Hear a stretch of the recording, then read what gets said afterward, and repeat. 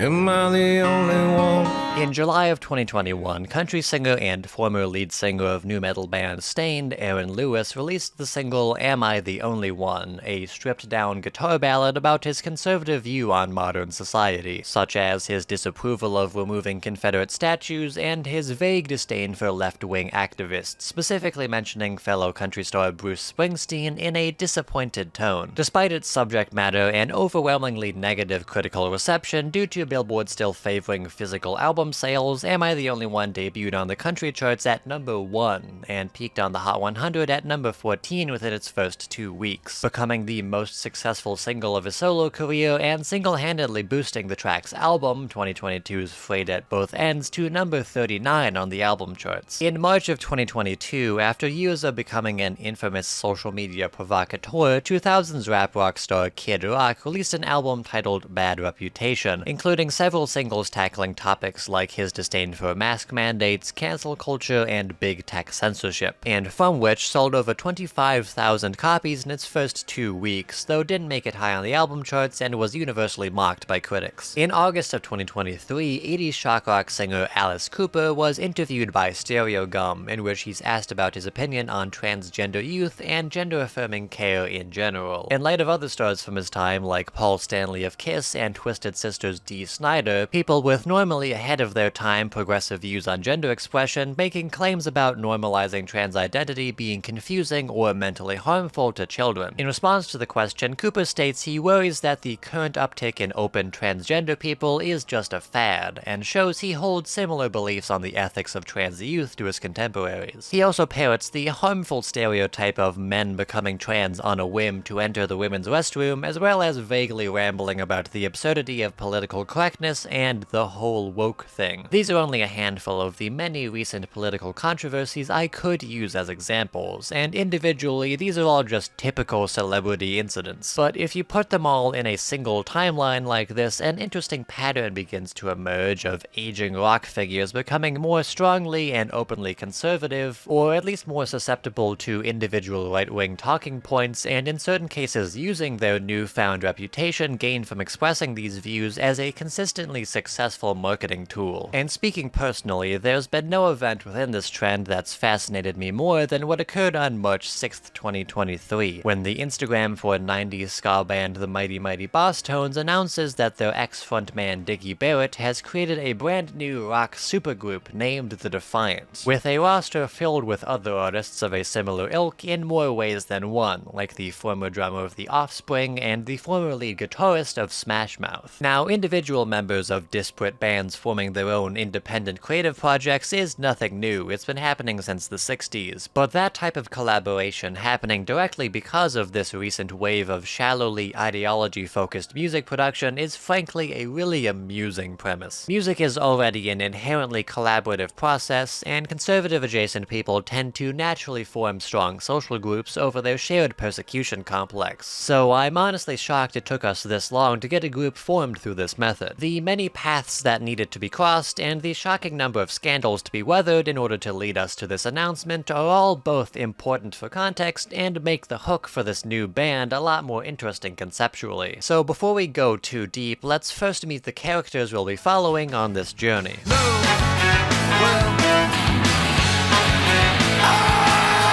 Let's first start off with our frontman, Dicky Barrett. As mentioned previously, Barrett is the founding member and ex-lead singer of the 90s third-wave ska band the Mighty Mighty Bosstones. Formed in 1983, they had a few years of underground success until their 1993 album Let's Face It and its lead single The Impression That I Get garnering massive play on the radio and critical praise, landing the album a platinum certification and the single to get certified gold and reach number 1 on the alternative airplay charts. The Bosstones and this spike in popularity in particular has often been cited as the inception point for this new wave of ska that dominated the charts in the late 90s. And although the band never reached that level of success again, they and the genre they revitalized still gained a strong cult following that persists this day. However, the Bosstones would eventually break up in the beginning of 2022, which was incited by a handful of politically charged controversies occurring in rapid succession. On April 13th, 2021, the Bosstones released a music video for the third single off their then upcoming album When God Was Great, titled The Killing of Georgie Part 3. The title is in reference to Part 1 and 2 of the trilogy released by Rod Stewart in 1976, which were soft, melancholic ballads about a real-life friend of Stewart and his band who was murdered for being gay. This new Bosstones album was created as a way for the band members to reflect on everything happening around them during the 2020 COVID-19 quarantine and that year's ensuing social unrest. And The Killing of Georgie Part 3 was written in response to the murder of George Floyd by police officer Derek Chauvin. After the song, and especially the video, was released, the band was met with a huge wave of ridicule from social media users, because despite all of that context, the song and video turned out like this. Georgie, please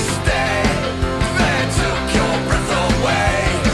It's not what we were hoping for, and it's not what we need. After the backlash erupted, the music video would be quickly privated off YouTube, though to my knowledge the band never actually addressed the controversy surrounding the song. Thankfully, most of the coverage for this story had the conclusion that the band was well-intentioned, but the song and video were a bit tone-deaf and cringeworthy, with several comparisons being made to the David Guetta MLK incident. This would turn out to be a singular, embarrassing moment for the band that didn't cause too much of a stir, although it would only be considered the calm before the storm that would eventually lead to the band's demise, and the events to follow wouldn't be as easy to analyze or to excuse. On January 12th, 2022, it was announced that late-night talk show Jimmy Kimmel Live would be hiring a new announcer due to their previous, Dicky Barrett, abruptly deciding to retire to Arizona, according to reports. The details of Barrett's departure are left vague, though rumors would begin to emerge of his behavior causing tension between his band and his other job opportunities, though we wouldn't have confirmation of this until a little while later, though more signs did come shortly after. On the 21st, presidential candidate Robert F. Kennedy Jr. would post a promotional video in preparation for a rally he was organizing on the 23rd, which featured an original promotional song, Heart of Freedom, with production credited to our very own Dicky Barrett. Despite running as a Democrat, Kennedy Jr. has a storied history of promoting harmful anti-vaccine rhetoric. The rally this song was promoting was in fact meant as a demonstration to protest COVID vaccine mandates, and he has been constantly promoting vaccine conspiracies for almost his entire political career, such as claiming that a certain chemical within vaccines causes autism, starting in 2005 and continuing as late as 2015, despite that chemical never being in many regularly used vaccines, and in fact had been removed from almost every vaccine it was an ingredient for in 2001, and later studies showing the chemical has no effect on the rate of autism diagnosis, or comparing people getting vaccinated to the Holocaust, or claiming that COVID was, in his words, a proof of concept for ethnically targeted bioweapons, because, as he states with no basis, the virus was designed to not affect Chinese people and Ashkenazi Jews specifically. As you might expect, Barrett did get some scandal for associating with Kennedy Jr. and helping to promote his anti-vaccine views, although the song got more pushback from 70s songwriter and fellow rock supergroup member Graham Nash, as Heart of Freedom very clearly had taken many direct cues from his song Chicago without permission. Unfortunately, the song has gone unarchived, but the alleged plagiarism was bad enough that Nash's team was preparing to send a cease and desist letter. But also, more importantly for our story, it wouldn't be a stretch when people assumed that this situation was directly connected to the news we were about to receive. On January 27th, the Mighty Mighty Bosstones announced, rather abruptly, that the band would no longer be continuing. This news would be shocking and seemingly random to many of their fans, considering the fact that they had performances lined up in the near future, and speculation began almost immediately as to the reason the band had split up, with pretty much all of it leaning towards Dicky Barrett's recent controversy. And perhaps less surprisingly, it was later revealed, at first by people adjacent to the band and later by Barrett himself, that the reason the band broke up so suddenly, why he backed Kennedy Jr., and even why he was kicked off of Jimmy Kimmel was due to his refusal to take the COVID-19 vaccine. In a podcast interview he did with fellow anti-vax musician Joseph Arthur, he explains his philosophy for being opposed to getting the vaccine. He first generally gestures towards the vaccine being dangerous and not wanting to participate in anything surrounding it. Initially, he claims that this is out of fear that if he supported the vaccine, then someone else could be given a terrible side effect due to them getting inspired to be vaccinated from his support. Though this facade of a somewhat excusable worry is quickly tainted after both Barrett appearing on multiple shows run by infamous anti-vaxxers others, this isn't the only one he's done, and from later on in this interview when Arthur suggests the idea that the vaccine was a nefarious agenda of control, Barrett agreed without question. Also in this episode, Barrett would state that he felt ostracized and aimless after losing both of his biggest positions, but that began to pass once he became surrounded by other people who shared his anti-vax beliefs. He would also tease the fact that he was working with some of his peers on a new musical project, and from Arthur's reaction, it was at least impressive to him, though we'd be getting ahead of ourselves if we went any further. For now, let's move on to one of those like-minded individuals that Barrett would begin associating himself with, who has a similar story of betrayal from his peers over his beliefs. And all the girlies say I'm pretty fly for a white guy. Next up, we have Pete Parada, who was formerly the drummer of the late 90s pop-punk band The Offspring. He became part of the group in June of 2007 after their previous drummer had left to focus on a different project. At the time when he joined, The Offspring were still consistently successful due to their dedicated following garnered by hits like Come Out and Play, The Kids Aren't Alright, and unfortunately Pretty Fly for a White Guy, but in the mainstream, this era would be the tail end of their peak, and the peak of the 2000s pop-punk scene in general before its complete takeover by more pop-focused acts. Although Parada did join just in time to perform on their last mainstream successful album, Rise and Fall, Rage and Grace, in 2008. The Offspring were no stranger to public scandal throughout their career, though these usually would be short-lived, low-stakes incidents, like outrage at certain lyrics or making jokes at the expense of other artists. Plus, these are all years before Parada was involved. The closest the band ever got to a political controversy was in July of 2017, when their guitarist made an Instagram post in defense of a rant lead singer of pop-punk provocateur band The Dickies, no relation, gave at that year's Warped Tour, after a member of a punk feminism group objected to some offensive jokes he made on stage. This situation is a bit too complicated to analyze in full for the opening paragraph of a section about a different controversial figure. So to make a long story short, the woman heckled disapprovingly at the singer making jokes about having sex with teenage girls. He responded by calling her a cunt 3 times in a row and getting the crowd to chant "blow me" at her. The band's official response to the backlash was an on-brand, intentionally provocative non-apology, and The Offspring's guitarist reacted in support of them in a post performatively baffled at how someone could take offense to a band whose whole identity is doing controversial things and laughing at the idea of safe spaces. Obviously, anyone wading into that discussion would garner some pushback no matter where they stood. Although once again, the situation had some layers to it, with both sides having reasonable arguments for why they reacted the way they did, so this once again wasn't a huge blow to The Offspring's reputation or anything. Although, just a few years later, there would be a different situation that would lead to both a major shakeup for the band and to the seed being planted for Pete Parada's involvement in tonight's main attraction. On August 2nd, 2021, Pete Parada announces via his social media that he had been kicked out of The Offspring. He explains in the post that the reason he was let go was once again explicitly because of his refusal to take the vaccine, though unlike Dicky Barrett, his justification makes a bit more sense. Unbeknownst to most people, Parada had been suffering from Guillain-Barré syndrome since his early childhood, a disorder where the body's immune system attacks the insulating lining of nerves, which can lead to widespread pain or weakening in the body's automatic functions, like running the heart or the lungs. Certain brands of COVID vaccines have been known to intensify the symptom of nerve conditions as a potential side effect, though there are vaccines that don't have this effect, and catching COVID has also been shown to exacerbate these syndromes. But in general, Parada's hesitancy to get vaccinated may be too broad, but not completely unfounded. The more concerning portion is when he tries to convey the message that the stigma surrounding legitimate reasons to be hesitant about getting the vaccines are harmful to everyone, listing examples like reasonable medical concerns regarding side effects, or being financially unable to handle the risk of complications, but also lumps in distrust of the system as one of these concerns he thinks is equally reasonable. Initially, this may sound like Pete simply holding the centrist view that any reason for not taking the vaccine should be seen as valid, but it's worth pointing out that a few weeks later, he would make posts about him proudly taking ivermectin, a medicine with a more popular alternative used to kill parasites in pets, as an alternative to the vaccine, a treatment that even before several of the studies that recommended its use were retracted due to either unverifiable claims or falsifying data by the beginning of 2022, the scientific community has strongly urged against using. In fact, even Parada getting kicked out of the band is dubious, as though the rest of the members are often hesitant to comment on the situation, they have stated that Parada was never actually fired, only replaced on their tours due to the logistical hurdles involved in traveling and performing with someone who's unvaccinated at this time, to which Parada presumably left the band of his own accord afterwards. Parada is still adamant to this day that he was fired wholesale, and from the way he tells it in later interviews, his story was less of a purely logistical decision and involved a lot more hostility from higher-ups towards his decision. He claims in a later interview that he had talked about his medical exemption to his other bandmates, and they were supportive but emphasized that more conversations would be needed to iron out the details of performances. But then, out of the blue, he gets an angry call from their manager, giving him an ultimatum of essentially get vaccinated or you're out of the band. Parada ended up taking him getting backseated rather personally, more so than his other bandmates, and from his telling, it sounds like a lack of clear communication was what led to the situation unfolding in the way it did. It's difficult to say who's telling the truth here, especially since this is a bit more interpersonal than other similar cases. But nevertheless, Pete Parada in one way or another had been removed from The Offspring, which meant he could focus on his own work and even began finding connections in his newfound community of vaccine skeptics. One connection in particular was with someone you probably didn't expect to see in the story. Parada would begin forming a relationship with right-wing content creator Tim Pool. Those snippets where Pete talks about his experience with leaving the band were from when he was a guest on an episode of Pool's podcast. He even collaborated with Pool on a short-lived musical project he started in 2022. As someone with too much experience listening to mid-alt-rock by infamous political dude bros, I have the full authority to say that there's a reason why you know Pool from him rambling about trans people and not for his creative ambitions. If you want an illustration for how it sounds, then imagine if someone blindfolded you and told you to draw Breaking Benjamin from memory. Tim Pool has unsurprisingly rallied against COVID vaccines and pandemic mandates, and it's perhaps only a coincidence that just before this meeting he had his own widely publicized COVID scandal. On October 23rd, 2023, Pool hosted an event at Long Shot Billiards, a bar and grill in Maryland with self-admittedly lax COVID checking procedures, and according to reports, no one in the event was taking any precautions like wearing masks, including venue staff. During a fan Q&A at the event, Pool's producer Lydia Smith was asked what gave her hope for the future, to which her answer was the rise of people refusing vaccinations. Later on the 27th, one of the staff of Pool's show tested positive for COVID, but it was decided that the night's broadcast would continue as usual. Pool awoke the next morning with a fever and developing body aches that he described as feeling like death, and on the 29th he had tested positive for the virus. Because of the person he is, he suggested to his doctors that he start taking ivermectin, to which they obviously refused. He would then go to the best source for medical information he could find, podcast host Joe Rogan, where he suggested Pool simply find a doctor who would give him ivermectin anyway. The vaccineless treatment he ended up going with was a mix of ivermectin, another proven ineffective drug called azithromycin, and monoclonal antibody therapy, which did get FDA approval as an emergency treatment, but still has dubious effectiveness against certain strains of the virus. And according to Pool, his only hesitancy with this treatment was that he was afraid people would make fun of him for taking horse medication. Telling this story might seem a bit unrelated to the topic of this video, and don't worry, it definitely is, but it's here to showcase the kinds of frankly ridiculous figures that Parada and other vaccine centrists were forced to associate with, and how easy comparatively innocuous and in certain cases justifiable doubts can snowball into full-on anti-vax rabbit holes. I'd understand if that segment was a bit all over the place to cover with its interpersonal conflicts and context-laying tangents. So for this next bit, and in lieu of no better transition away from this, let's focus on someone whose story is a little simpler to grasp. If we hold on for one day, we just might last.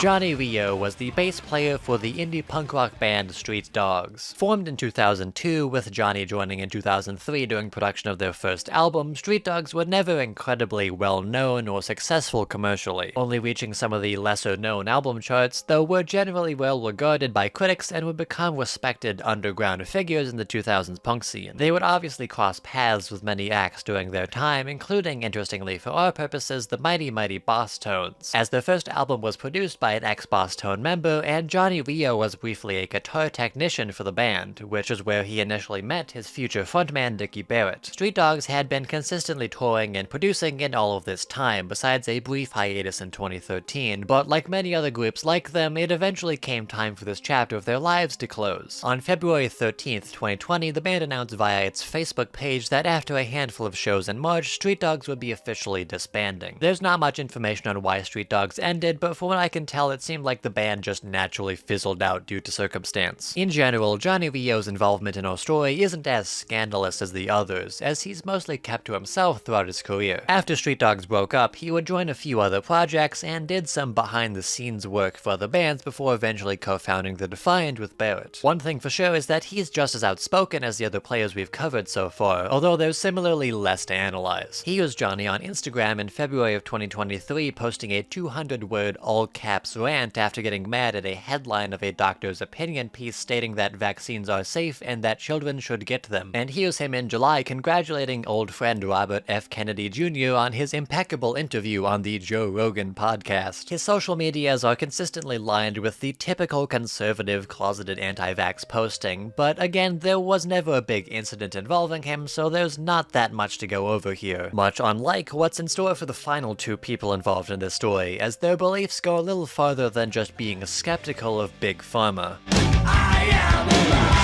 Joey LaRocca, under the stage name Joey Briggs, is the lead singer and guitarist for the punk rock band The Briggs, along with his brother Jason LaRocca, or Jason Briggs. Joey has the unique distinction in the story that he's still a part of his band, and they're still performing to this day. The Briggs has a similar reputation to Street Dogs in that they haven't had that big of an impact in the mainstream, but they're rather well known in the underground punk community, and have crossed paths and made connections with plenty of other prominent figures in the scene. Their reputation differs from Street Dogs in one important aspect, however, as though the brothers are infamous for their beliefs, there hasn't been any documentation of them being explicitly anti-vax, but what they are known for is arguably more concerning. If you look up any old article about the Briggs from back during their peak and scroll down to the comments, you'll know that this band is most well known for the two leads' devout membership within the Church of Scientology. I'd be shocked if you hadn't heard of Scientology by this point, and there are probably others who could explain them better than I ever could, but for those unaware, they are ostensibly a religious cult created in the 50s by sci-fi author L. Ron Hubbard, which throughout its history has developed a long list of controversies from stalking and harassing critics to full-blown alleged human trafficking. After a 2005 South Park episode revitalized criticism of the movement by mocking the ridiculous, campy sci-fi inspired beliefs its members legitimately hold, as well as a handful of targeted campaigns from online message boards and countless scandals involving their most famous believer Tom Cruise, Scientology in the modern day is generally seen as a reasonably concerning yet easily lampoonable punching bag of a belief system by the general public. For our purposes, Joey and his brother's belief in the religion mostly made their band both widely loathed and widely mocked in the online punk rock world by association, a distinction Joey considers himself a pariah for, according to a 2011 interview. The Briggs did garner at least one reported scandal for their beliefs, as in July of 2012, German punk rock magazine The Ox would drop its support of the band's tour through Germany and Austria over not wishing to support the frontman's beliefs. Unlike in America, where Scientology is regarded as harmful but still funny and just kinda there, in Germany the public has a fully antagonistic view towards the movement. The German government refuses to give them official legal distinction as a religion, they've been under almost constant opposition by German anti-cult organizations, and by and large Scientology is considered an ever-looming threat to be monitored by the country's officials, given the region's history of religious extremism, so to speak. For whatever reason, the US prioritizes the vague idea of religious freedom via lack of regulations over curbing infamously harmful organizations, so American officials are clear they oppose Scientology's beliefs, but feel as though Germany's response to the religion is a breach of freedom of expression. That's also the angle Jason LaRocca went with in response to reporting on the Ox's withdrawal from the tour, in a statement given to Punk News a few days later that's frankly too ridiculous to not just read to you in full. With regards to Ox's decision to vehemently violate our religious and human rights,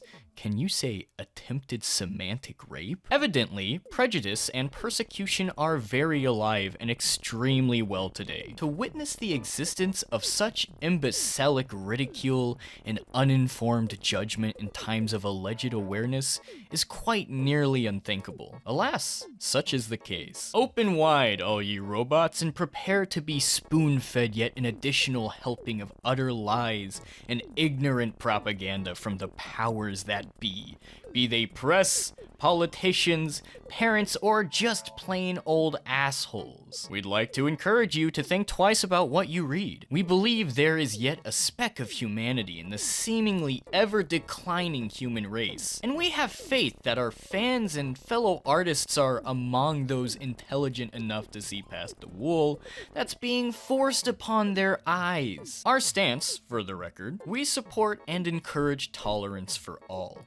That being said, our sentiments to Ox, ELW, and all of the pathetic pawns involved. Thank you for another load of inspirational writing fodder. It may very well come in handy for our next record. Peace and love, the Briggs. Suffice to say, this response didn't bring public opinion back to their side.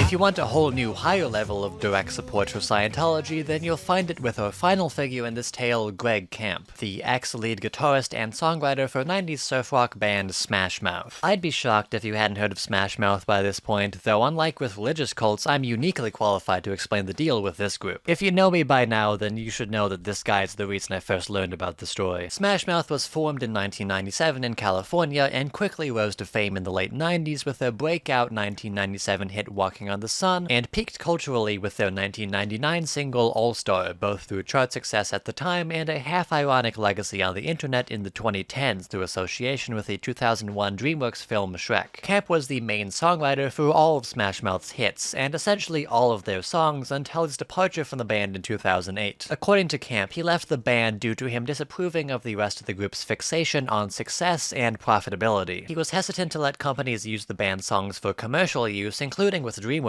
initially, and he thought that focusing on a profitable formula instead of constant creative experimentation would make the band lose credibility, as well as him having very little say in what the band did since he was only a fourth of the group and not the main focus of the audience's attention. All of this came to a head when he and lead singer Steve Harwell feuded over Camp refusing to bring songs to the band he was intending to produce for a future solo record. And although this tension was eventually smoothed out, Camp made the decision to leave the group a few months after this incident. Shortly afterwards, Greg Camp would release that solo album and would begin writing and producing with a handful of other acts, including aiding in performances for a certain organization. It's unclear when, but sometime after leaving Smash Mouth, Greg Camp joined the Church of Scientology, and since he had some experience with music, the organization hired him to perform on some promotional videos they were working on around the beginning of the pandemic. Camp performed guitar on a song made for a video uploaded to the official Scientology YouTube channel in April of 2020, which was made to promote a campaign they called Stay Well, which from the organization's own words is vaguely about staying healthy and mentally sound during the pandemic. Camp would also perform on a live televised concert for the campaign in May, along with close to 50 other musicians in the church. Besides performing for a historically evil religious cult, however, Camp is relatively reserved in terms of talking about his beliefs, so there's little explicitly morally objectionable or even conservative to come out of Camp. Although here he is retweeting a post by Robert F. Kennedy Jr., who for some reason is becoming the real through line through this whole thing. So instead, let's tie him and LaRocca to the rest of the anti-vax stuff by talking about their religion's response to the coronavirus. According to leaked material, Scientology initially considered the public's reaction to the virus hysteria, though they were taking some precautions for members and staff like temperature checks, as well as providing some preventative options like masks and gloves. Though mysteriously, the religion was entirely silent on the topic of vaccinations, and in general, reporters noted the organization's historic distrust of the medical establishment was an undercurrent in all of Scientology's public responses to the outbreak. They were inconsistent in regards to social distancing, with the organization claiming they sanitized their spaces and practiced any guidelines that were needed, but videos would emerge of Scientology staff leaving a crowded bus, indicating that social distancing wasn't a massive priority anywhere but the bigger locations. When asked about their lack of consistent measures to prevent the virus's spread, church publicists condemned journalists for having a perverted agenda, and their attorneys threatened sites with defamation lawsuits. In a move some considered opportunistic, Scientology would create pseudo-task forces of hazmat suit-wearing door-to-door sanitation teams in order to make it seem as though the organization was on the front lines of the public health crisis, while most analysts agreed it was in reality a public relations stunt. Most also agree that the entire Stay Well campaign was another one of these stunts to give the impression that the religion has more of an impact on the fight against the virus than they really do, and to obfuscate the fact that in terms of actual preventative measures, they've done the bare minimum, if anything. So even if Greg Camp or Joey LaRocca hasn't said anything about vaccines, their involvement with the church, directly or no, could be seen as a good indicator of where their beliefs on the subject lie.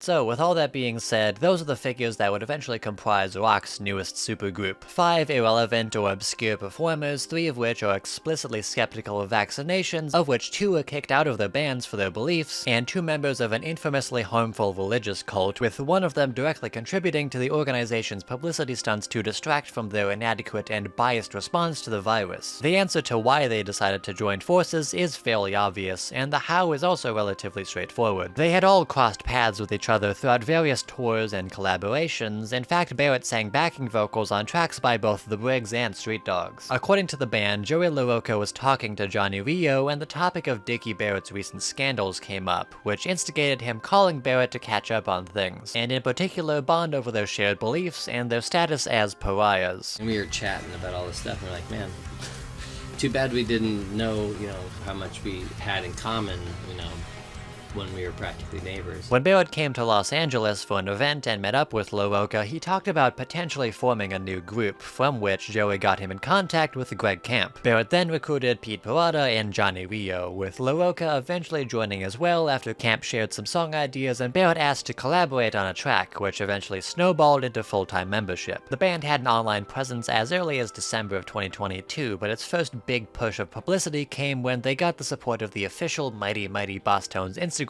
account in March of 2023, which allegedly became essentially another personal account for Barrett after the band split up. One thing of note throughout the promotion for this new act is that they keep saying their goal is to kickstart conversations, but all the members are weirdly cagey about which conversation in particular they want to have. Even though, with knowledge of all these guys' histories, the answer isn't hard to deduce. Even in this promotional video they made for some reason, with Barrett talking about working with Kennedy Jr., he dances around the very obvious and well-known reason he was supporting him. It was a thrill for me because I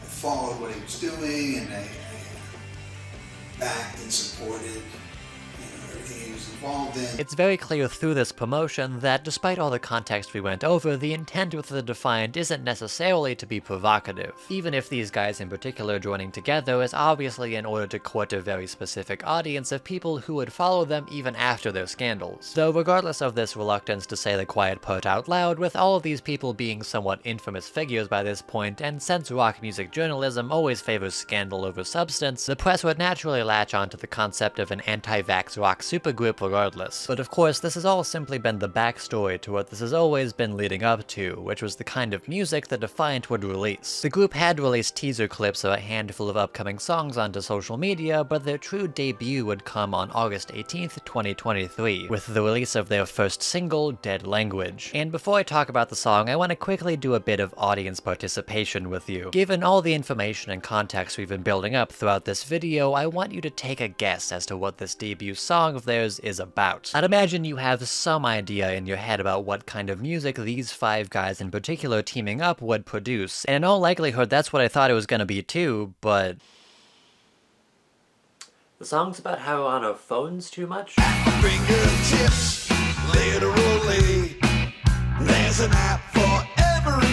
Honestly, it would have been better if they just made an anti-vax song. Now, to be fair to them, purely on a production level, this song isn't that bad. It's got a catchy surf punk groove, and the instrumentation is given an almost uncanny vibe in order to sell the theme of accepting the necessary evils of modern society. Each of the band members have 3 to 4 decades of musical experience under their belts, so it's not surprising that they're able to make a song with a good hook and a realized sonic vision. But man, as soon as you listen to the lyrics, you remember that they also have 4 decades of experience of life in general. Songs about how crazy modern technology is, no matter where you stand on it, aren't impossible to get right. But they do require a sense of taking the topic seriously, or at least approaching it with a sense of tact. Because when you don't, you make the audio equivalent of a boomer Facebook meme about kids today not knowing what books are because they're too busy playing the Fortnites. Granted, the song is at least self-deprecating, it's not trying to talk down to its audience or anything, but it's still the same cliche observations about how technology ruins our lives lives that have never added anything to any discussion even when they were fresh biting satire back in 2002 or whatever. What also doesn't help is that it feels like the song is just unfinished. It has that groove and the hooks, and those are good, but those are only a solid base that they don't really build anything on top of. And the lyrics aren't fleshed out that well either, mostly because there's barely any to begin with. They have this bit about how we're too busy with technology for love or something in the pre-chorus, but that aspect isn't elaborated on at all, and honestly just sounds like something they thought sounded cool with no effort given to fit it with what the song was about. The song is close to 4 minutes long, but most of that is just the 5 times they repeat the chorus in a row. I think a guitar solo, or at least a real second verse, would greatly add to the variety. It does technically have a second verse, but it's just a rewording of the lyrics to the pre-chorus, so nothing new is added there. But then they do the actual pre-chorus again right afterwards, making them remixing it in the verse feel completely redundant. So as the culmination of 5 controversial paths crossing in order to collaborate, it isn't really as bad as I was expecting, but as the first impression to a newly unveiled musical act, the song is incredibly messy and rough around the edges. Considering all the musical experience all the band members have, I expected better than a half-baked rough draft of a track with a woefully underexplored theme and barely any memorable moments besides being based around a distractingly cringeworthy topic. Hi, future David from the editing dungeon here. So,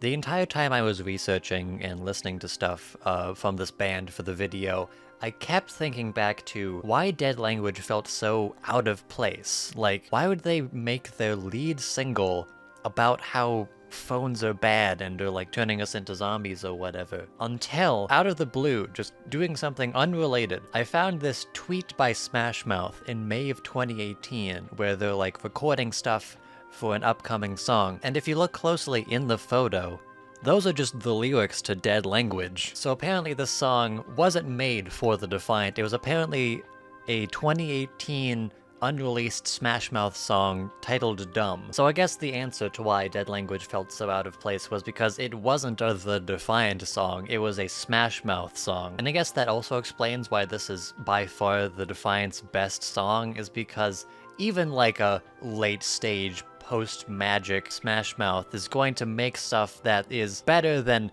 anything these 5 wackos could come up with. This was literally like a CSI level discovery for me. I literally like audibly gasped when I found this tweet, dude. I just find it really funny that Greg Camp essentially like pawned off one of his unreleased Smash Mouth songs onto this random project he was working on. It's just funny. A little while later, on September 21st, The Defiant would release another single titled Where Were You, and in terms of quality it fares a bit better, mainly for not being as clumsy or as embarrassing. It's a more acoustic track about calling out someone who wasn't there for them when they needed it the most, and comparatively it's definitely more fleshed out than Dead Language, though after listening I feel like it suffers from the opposite problem that song had. Where Were You is one of those songs that's boringly competent, with not much jumping out as particularly noteworthy, save for a handful of details. The song has a violin break before the last chorus, which is an interesting choice that I enjoyed. The Bosstones' wave of ska and the adjacent post-grunge of the 90s like to have more extravagant production choices like this often, so that's an aspect of their previous experience I'm glad is sticking around. Another thing is that with these songs being made by these people, there's an undeniable urge to try and read into these lyrics to see if the songs are inspired by what they've experienced. Dead Language is inarguably separate from any of these scandals, although some choices of clips they used in the music video are suspicious. And Where Were You at first feels too broad to be connected to anything directly besides the feeling of people not being there for you, except for this one line. Now you see me, now you don't, now I don't know when I'm coming home. And hey, how did I look on television? That's an oddly specific detail for a song that's otherwise pretty general, but we've seen in the other single that this band is no stranger to weird lyrical choices that seemingly aren't related to anything else, so maybe it's nothing. Although, just as a reminder, Dicky Barrett was in fact regularly on television, and after he lost his promotion there he moved from his home, and due to personal conflicts had people turn their backs on him when he was arguably at his lowest. Just a thought. But other than those, the song is pretty uninterestingly decent. I wouldn't say it's boring enough to be considered considered bad, but it wouldn't be a song I'd see myself coming back to, even if I was deep into this genre or following these specific people. Thankfully, the intrigue we didn't receive from Where Were You would be given back to us soon after, as with the release of the single, the band finally announced details about their upcoming debut album. It's been given the incredibly scar-fitting title, If We're Really Being Honest, and it'll be released October 27th, which will be in the middle of this video being edited, most likely. Maybe I'll insert a bit about the album at the end if I feel like listening to it, but it realistically won't be that important for our purposes. Hi, me from like 3 to 4 minutes from now in the video when we talk about the album.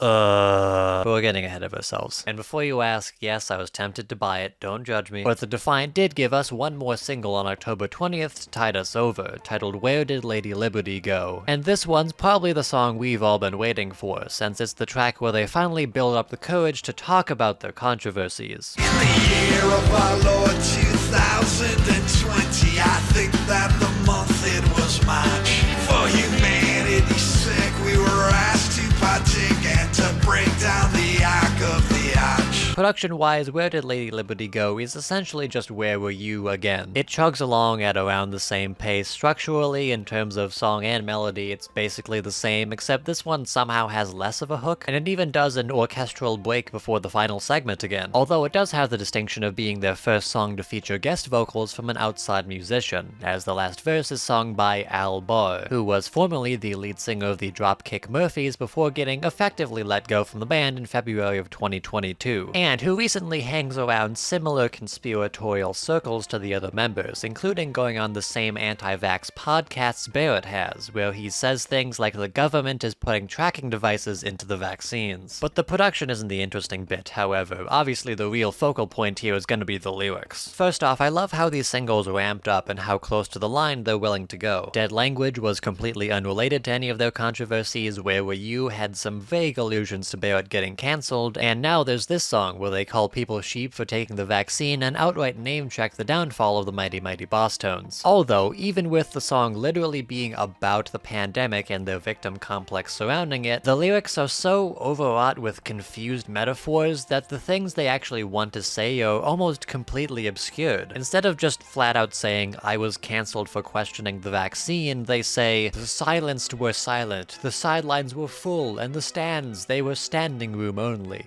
A spectator sport that you couldn't cut short in a league where you're left out and lonely. That kind of labored writing style only works if you're either trying to be genuinely highbrow and poetic, or you're being that poetic ironically to play into the character of an egotistical asshole who thinks they're highbrow. And even when other bands do that right, they at least give you enough detail to let you know what the message of the song actually is beyond its surface level reading. Much like a lot of centrist vaccine hesitancy in general, it's pretentiously wriggling its way out of saying anything you could object to fully by hiding its ignorance with the language of enlightened skepticism or rebellion against the establishment. There's just enough on the table to know it's about Lady Liberty leaving because people started getting silenced for their views on vaccines, but all it does after that is try to vaguely paint the band as righteous rebels exposing Big Pharma's lies instead of some guys who tore their personal relationships apart because they confidently fell for misinformation. In that way, it's kind of also like Where Were You, in that it's basically all just vague platitudes of victimhood besides a handful of out-of-place specific details, so it almost becomes an interesting piece to analyze before it ends up with nothing new actually being said. Even though they wrote the song about the topic they very clearly wanted to talk about, they have to obfuscate any important details or exploration behind their typical style of overwriting so they can talk about it without being judged by listeners for anything specific they say. In fact, now that I think about it, the only thing the single actually accomplishes is making the elephant in the room no longer ignorable for listeners who just wanted new music from members of bands they enjoyed. So despite not actually saying anything, the fact that this song is directly about the scandalous parts of their history breaks down the house of cards they built by not saying too much anyways. It's just more evidence that the concept of this band really wasn't well thought out at all. Honestly, I would take 10 more Dead Languages over any more of this, cause now instead of at least acknowledging the tenacity to finally talk about what they wanted to, I'm just wondering why you would make a song about this if you're still not tenacious enough to go all the way with it.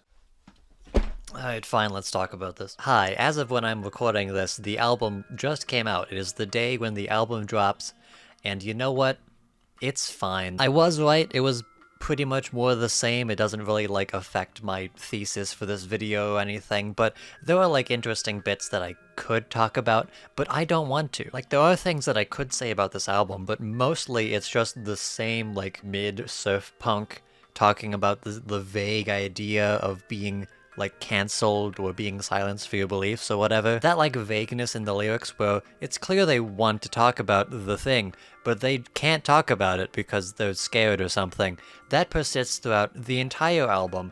It's not just a thing that was in the singles because they're the singles, they're the thing that, like, the general public will see, but then the deep cuts get into, like, the specifics. No, that's just the whole thing. Like I said with the singles, a lot of this is just really annoyingly vague, but it has a couple specific details to, like, key you into, yes, they're talking about that, but not enough detail to where, like, the plausible deniability wears off, you know? Like, there's one song called We Make Drugs, and from what I can tell, it's supposed to be, like, an in-character satire of, like, the medical or pharmaceutical industry in some way, but it doesn't know if it wants to be the type of character who doesn't realize the harm it's supposedly causing, or if it's, like, reveling in the idea that it's causing this harm and there's nothing you can do about it, you know? And some songs aren't even that specific, and you gotta, like, read into them to get what they're most likely about. Like, there's one song called These Shoes, where the whole thing is like, oh, you wouldn't survive if you went through all the things I had to be in life, and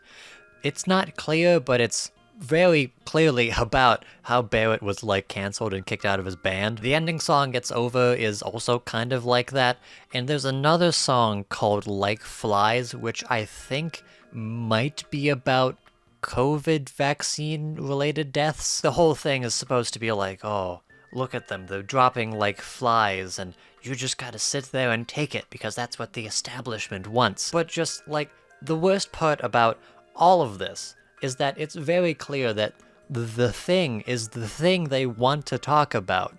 They want to make songs about how they were cancelled for being anti-vax and how the vaccine is dangerous or whatever. But they're so scared to, for whatever reason, so they gotta hide it behind all of these really general anti-establishment things so that it can not stand out as the anti-vax punk album. I think most of my confusion towards the lyrics to these songs is because I keep trying to, like, look, maybe they're just trying to make a normal punk song. It doesn't all have to be about that. But then you get songs like We Make Drugs or Like Flies, which are very clearly about that, because they have those annoying specific details that clue you into that's exactly what they're about.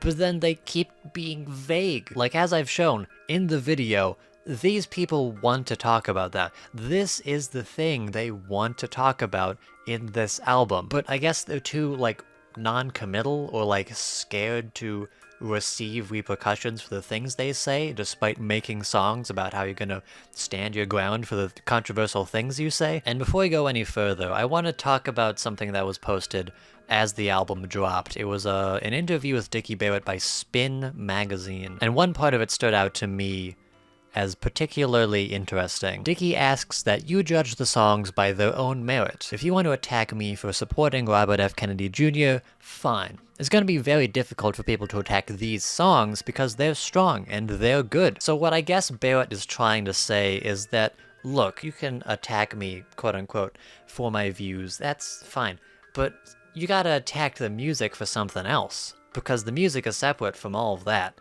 The music is just good music. First off, you cannot say that, because you are the person who handpicked 4 other anti-vaxxers to be a part of your band. And also, all of these songs are about that, so it's kinda hard to ignore that aspect of it. But 2, even if we want to ignore all the very obvious connotations with the lyrics, the songs also aren't good. Well, I say that, they're not, like, bad. I wouldn't consider any of these bad songs. I would consider them messy. My biggest gripe musically is that it's all just kind of muddy and forgettable. I feel like this album should have just like been in the oven for a bit longer, you know? Like you got all of the sounds there, you got your like standard like surf punk tracks, you got a couple ska ones with some orchestral bits and some horns and stuff, but like none of that is interesting. None of that like brings something new to the table, really. I really can't imagine someone who isn't invested in these genres or these people or just 90s rock nostalgia in general getting anything out of these, because they don't really provide anything for those people. Which,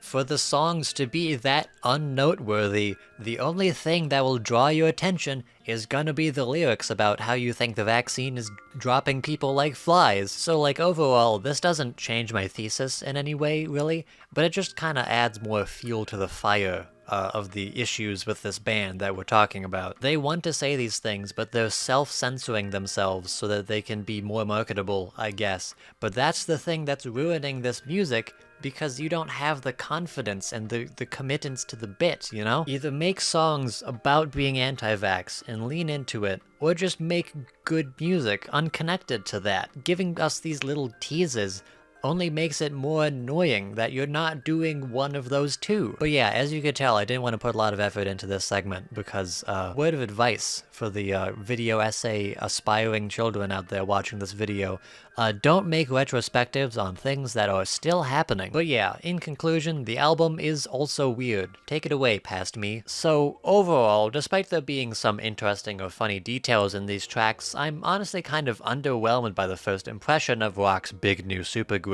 I wasn't expecting a Dead Kennedys pastiche about killing Anthony Fauci on every song or anything, but what they did give us being this lukewarm and honestly sloppily put together doesn't really bode well for the general potential for the band. And apparently, no matter which side of the spectrum they're on, from completely ignoring their scandals to addressing them directly, the band doesn't seem believably confident enough to pull either off without seeming cringy or pretentious. So for now, I instead want to take some time to explore what factors led all these figures to joining forces, and why all that led to such a frankly pathetically defensive conclusion. Something I think is important to preface is that just because these guys are either implicitly supporting a harmful conspiratorial ideology or explicitly supporting a harmful religious cult doesn't necessarily mean that they've fallen off the deep end and became radical conservatives. That's the way people reacting to and reporting on the story have painted it as, and you might get that impression from them endorsing or being endorsed by people who do fit that description, but having heavy confirmation bias or being paid to lie to gullible people isn't the only way these views can develop. Forming a belief like this can be as easy as getting support during a turbulent time in your life, or after your reputation took a hit, by people who, unbeknownst to you, have the ideological intention to use you to further their agenda or business ventures. Or more simply, not being proactive enough to have a healthy sense of skepticism and no active desire to educate yourself or reflect on your decisions, whichever one fits better. All of these people and their bands have well-documented histories of supporting left-wing values, and while they are open about their controversial views, they aren't being that provocative with expressing them. A lot of their controversies are painted as private matters, the scope of which only gets revealed later once they get more comfortable surrounding themselves with like-minded figures. I think that's why they all latched onto Robert F. Kennedy Jr., because up until recently, he's sort of a realized version of what they all saw themselves as. He was a Democrat who proudly declared himself a rebel against the establishment by trying to reveal the uncomfortable truth and nuance that mainstream industries don't want you to know. Granted, the establishments he was fighting against were the medical industry and every doctor ever, but the idea that you can be a progressive while still thinking of yourself as awake to the truth enough to fall for phony skepticism like this is a lot more common than you'd realize, and in especially surprising numbers in the modern punk scene. People praising this group keep saying things about how the Defiant is bringing back real punk music, but the music isn't taking a stand against predatory systems affecting the disenfranchised, it's just whining your friends don't like you anymore because you're constantly confidently wrong and hoping to spread the same kind of harmful rhetoric you claim to be against for decades. And those endorsements from those like-minded individuals can feel extra slimy, cause you know none of these guys are gonna pivot to becoming right-wing talking heads. They're far too reserved or non-committal in these more scandalous beliefs to say lies that confidently. And some of them, like Pete Parada, have legitimate reasons for being as skeptical as they are, even if it's been taken too far. So Tim Pool people parading him getting put on the bench and taking it personally around as a tragic tale of someone getting cancelled for going against vaccines looks like him using Pete as a pawn to further his own agenda more than anything. I'll tell you this. I think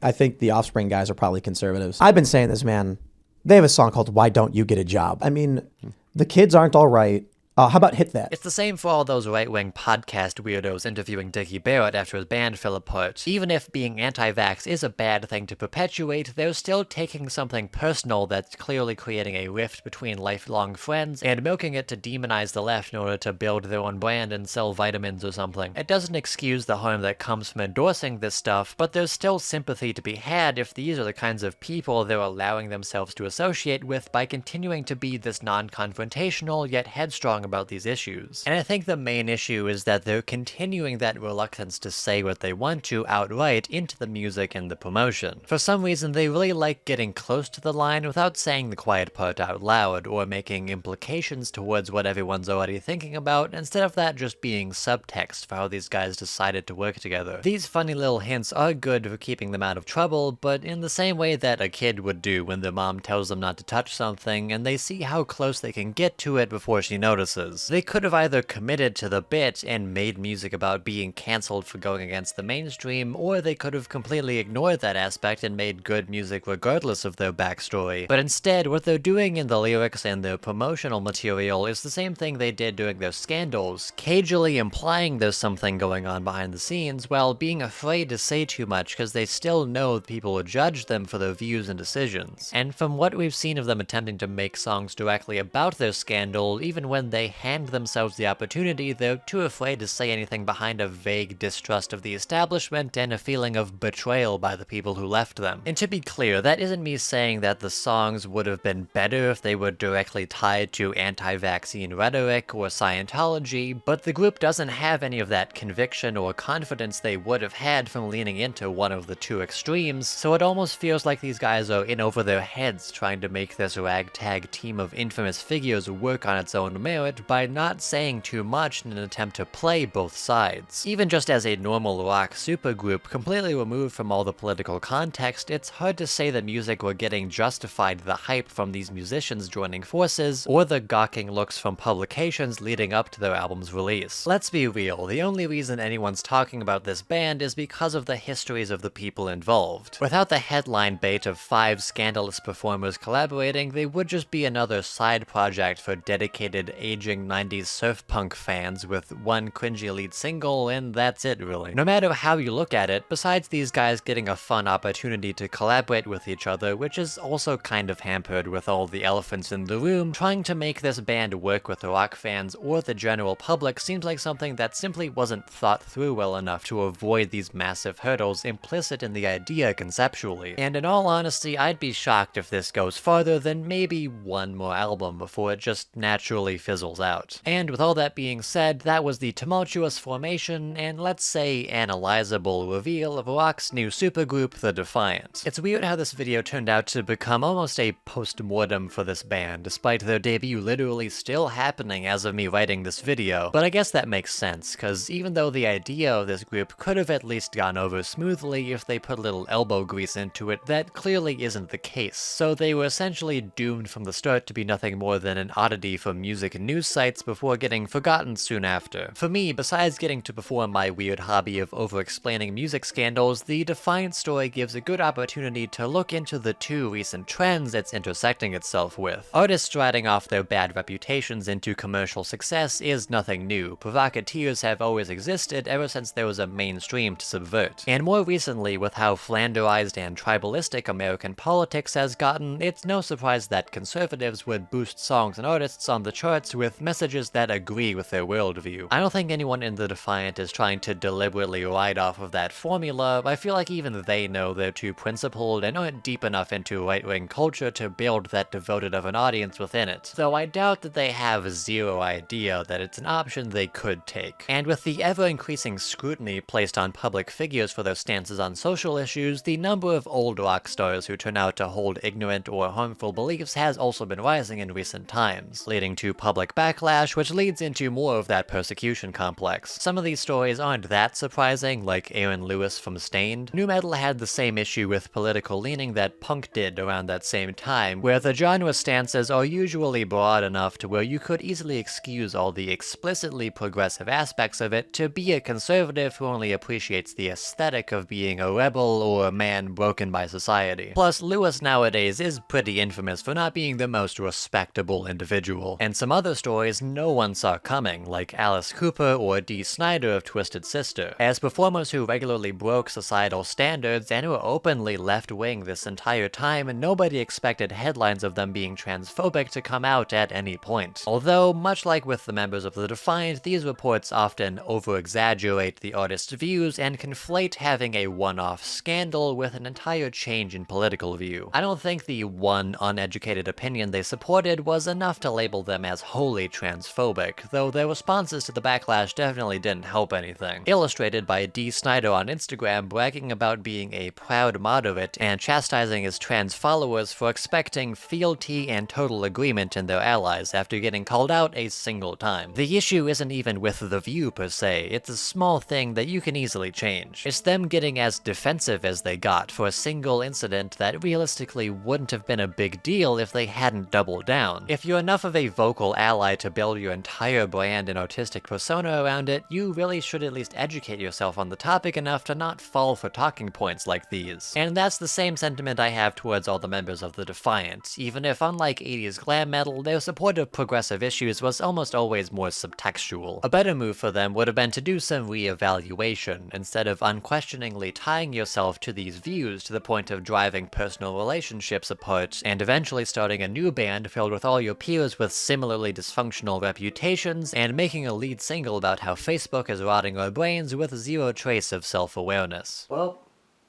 I'm tired. Like I said earlier, it was weird to make a retrospective dissection video on something this contemporary. I usually like to talk about forgotten acts that I feel deserve to be unearthed and dissected in retrospect, but there is this same idea that I'm showcasing this because I know all of this now, and I shouldn't be the only person burdened with this information. I've been sitting on this topic for a couple months now since I initially discovered it, and in between a much larger video that you should check out if you like this one. I had first learned about The Defiant after researching Greg Camp's later history after leaving Smash Mouth, although I did hear about the other incidents from the other members in passing before. And the idea of 5 infamously controversial figures forming a supergroup solely because of their shared belief in a single political conspiracy theory was too funny and ridiculous not to follow. And after beginning to research the history of these figures and digesting this band's recent output, it gave me just as many questions to ask as it did answered, so that just made me want to make a video about them even more. And to be clear, even though a pattern is forming, this isn't me shifting my focus towards making feature-length documentaries on recent scandals in the online rock music community. I came into this video expecting an easier, shorter topic to wind down from the bigger project I was working on, and